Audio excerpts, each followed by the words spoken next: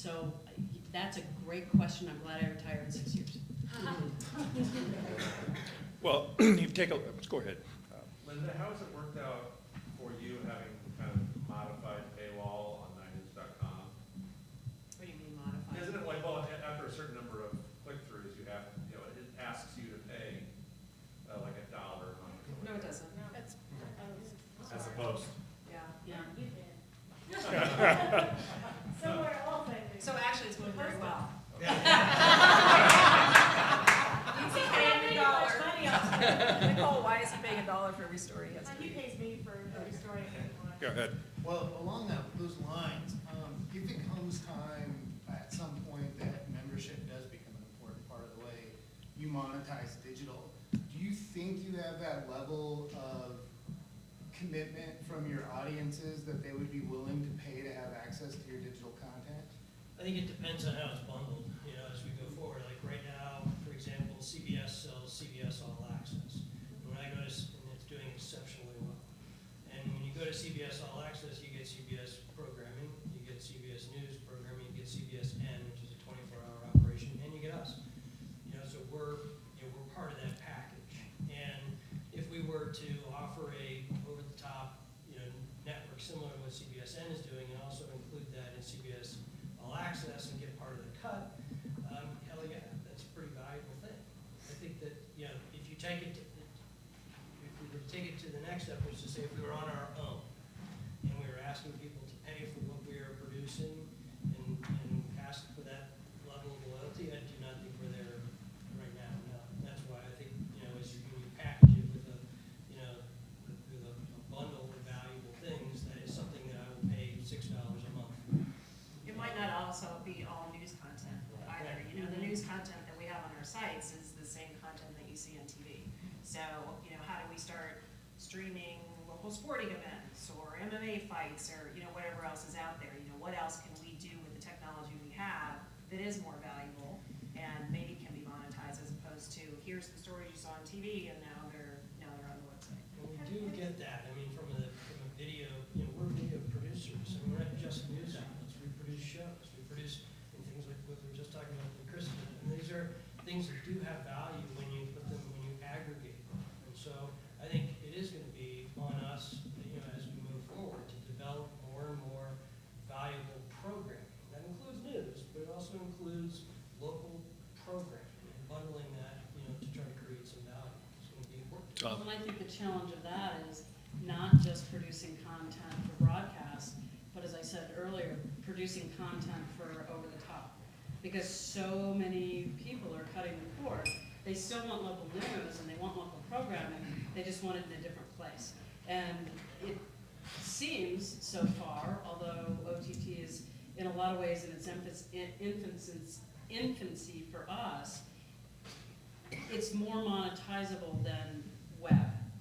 Because we've proven web's not getting the money. If you could monetize it, it would be extremely lucrative. Yes. So Jim Benjamin just texted me, he says, if you could monetize it, what would you do with all the money? We did, we paid the anchors a lot more. We go back to paying the anchors, those big salaries. Where would the money go? Because the TV stations are making money, and if they made more, does that become investment? Does that become just Well, that'd be a profit? really nice, first of all, that'd be a really nice problem to have. And that's foreign to us. Yeah, but I think truly what is happening and what probably happens with OTT, Tom, is that it begins to, you know, balance out. I mean, in a perfect world, frankly, it doesn't end up really being extra money. It ends up balancing out what we might, you know, not be making on another platform. So Yeah. I guess in my, you know, long view, I mean, the most optimistic view would be, yeah, we're rolling in because of all these people paying for our subscription OTT product. But the reality is that, you know, our best case scenario is probably that displaces lost revenue from another platform. Mhm. That would probably, that, and by the way, that would be fantastic. That just allows us to continue to be a healthy, you know, vital you know, service to our community. If you did produce the OTT product, how might that look? How might that be packaged differently as far as like compared to what you guys are doing now?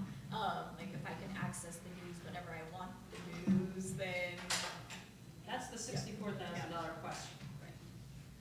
And I think that's a challenge for all of us. We have to figure out, and I don't think that we know yet, we certainly don't at my station, what are people going to consume on OTT? So it's really funny, we've talked about doing research of, what would you like to see on OTT? And we can back that up and go, okay, let us explain what OTT is. So there's so few people there in the broadcast universe right now that that's a really good question. We don't know. I think we're all trying to figure it out. So I'm not in business, we're a viewer. Yeah, no people here. But I'm curious because when I think about watching, because I think the content is great and I think it's getting better. I think you're rethinking things. But when I think about people unplugging and trying to get younger people in, like docuseries, how do people consume?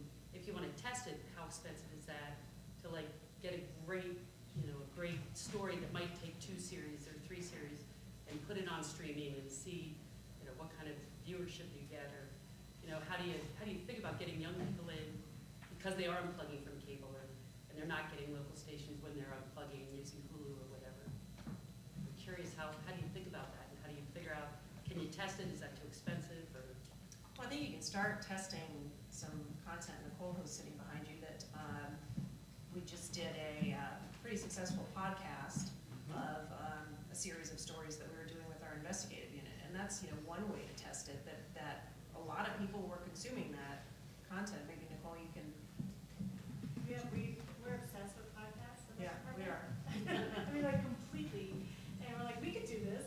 So we just did. And it brought in a lot of people I don't think that normally listen or watch television news. Yeah. So if we're hitting someone, we may not hit them on television, ever. We may never get to them there. But if we can catch them some other way, at least they're consuming our product, and they may come when there's big news, and they want to know that's the only touchstone they've ever had with the local news product is because they listen to this podcast. So I want to keep doing it. It's really fun. It's a lot of fun, actually. So since I'm a cord cutter, I've been consuming CBS News streaming for national news and international news for about 2 years or 2.5 years already. And at the beginning they didn't have any advertisers, but now they do. So they are already having advertisers. Is there that maybe a format that you can test also to make also local news in that way, in which you can also monetize it that way? And it's free content. You don't have to pay for it. You don't have to pay for it through the CBS Go. No, you can bring it up as a website. Exactly. and This watch one's it. You don't completely have to pay free, for it. and they already have advertisers there. So is it something that you maybe could transfer somehow to the local scene? I think as people get used to consuming a product like that, absolutely, that's my view. Yes, I think that's CBSN offers a great model for the type of product that, type of product that we could offer potentially local, along with, again, bundling with other things that we produce. As a proud owner of a Go with Roger Do bracelet, I would like to know what you think you did, what your generation in television news management did to set these folks up to succeed, and maybe some of the things that you wish you had done differently. Well, first of all, we established a really strong beat system at Channel 4 in the early stages. At one point, we had 2 reporters reporting on nothing but education, and we allowed them to stick to their beats. We didn't pull them off with any frequency to do anything else. And the enterprise journalism that comes out of that is pretty remarkable, and it was during the time, and I think I actually think we've lost a bit of that. The efficiency that we have today, technologically speaking, is remarkable to me. I mean, you have people who are doing stories on iPhones and editing them and sending them in off an iPhone today, which was unheard of not that long ago. But I think establishing a commitment to your community, establishing beats and credible reporters who are breaking stories, who the newspapers often would pick up on, was something I don't think we do quite as well today as we did back in those days. The business has changed, and for one reason, I think Denver, if this business is to shrink and go away, Denver will be the last to go for a number of reasons. It is a growing city, it's an educated city, and we do great television here. This city has won more photojournalism awards than any other city in the country, including Station of the Year. Channel 9's won it more than any station in the country. Channel 4 has a large number of them, because we've been able to attract quality people here who love the lifestyle and want to be here. But some of that starts to go away when they can no longer make a living in a community. So we have to be cognizant of that. There are a lot of markets in which 4 stations are no longer doing news. There's a consolidation that's going on in some of the less robust markets where stations are producing news for 1, in some cases even 2 other stations in the market. And I think that'll continue in some markets around the country. I think that's just an economic reality of it. You've heard a very rosy sort of view of the future from these 4 people. Number one, you'd expect them to be, because you don't want them to go back and their boss says tomorrow, hey, I understand you said at the panel that this business is in big trouble. And 2, we are in a unique market here where we have some really different things going on that a lot of markets don't have to their benefit. I have a question, though, with regard to people, because my whole career was built on making good decisions in the hiring process. In fact, I told this story, I think, to a couple people earlier. John Meisner was our general manager in Phoenix, and I always encourage people to really dig deep in hiring people and make the very best decision they could make, and to try to hire stars at every level.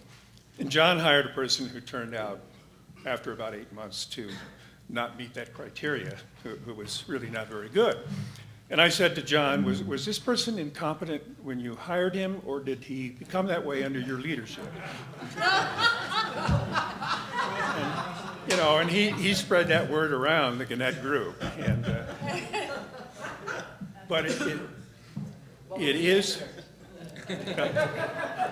what are you going to say, right? No-win situation. One of the questions I have of this group is, you talk about being trained coming out of college as journalists who are capable of more skill sets. But do we have the passion for the business that young people had 10 years ago? Do they have more passion for wanting to get into the business? Is recruiting more difficult in finding people who look at this as maybe a business that's contracting? I'd like to hear answers from the 4 of you on that. It absolutely is. Part of that is the pay, with all the internet companies and digital companies. And I went through that. It was horrendous in Seattle with Amazon and Microsoft, as I said earlier. We're not cool like we used to be.